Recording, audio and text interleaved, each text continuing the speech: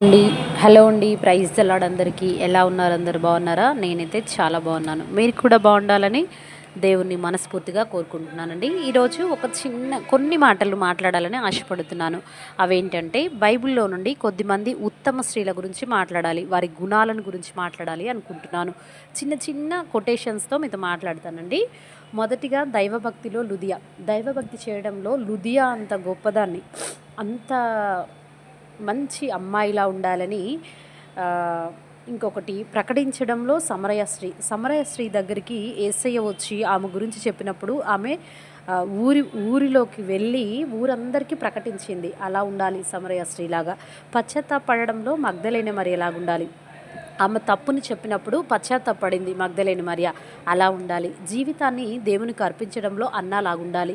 యేసయ్య పుట్టిన ఆ టైంలో ఆమె దేవాలయంలో అన్నపానాలు మాని ఉపవాసాలుండి ఆమె దేవుని కోసం ఎదురు చూస్తుంది. జీవితాన్ని ఆయనకి అర్పించేసింది. ఆమెలాగుండాలి.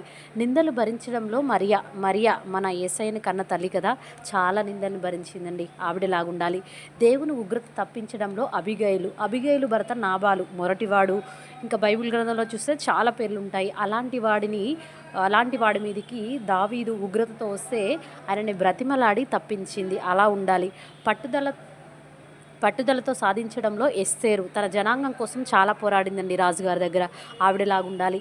పిల్లలను దేవునికి ఇవ్వడంలో హన్నాలాగుండాలి. హన్న సమూయేలుకి ఇచ్చేసింది, సమూయేలుని దేవుడికి ఇచ్చేసిందండి. అలా ఉండాలి హన్నలాగా. నమ్మకత్వంలో రూతులాగా.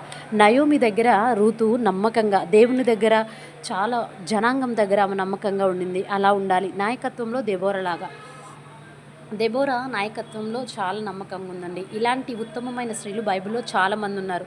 దీన్ని బట్టి దేవునికి మాత్రమే ఈ కొన్ని మాటలు మీకు నచ్చితే please like, share and subscribe. Thank you for watching.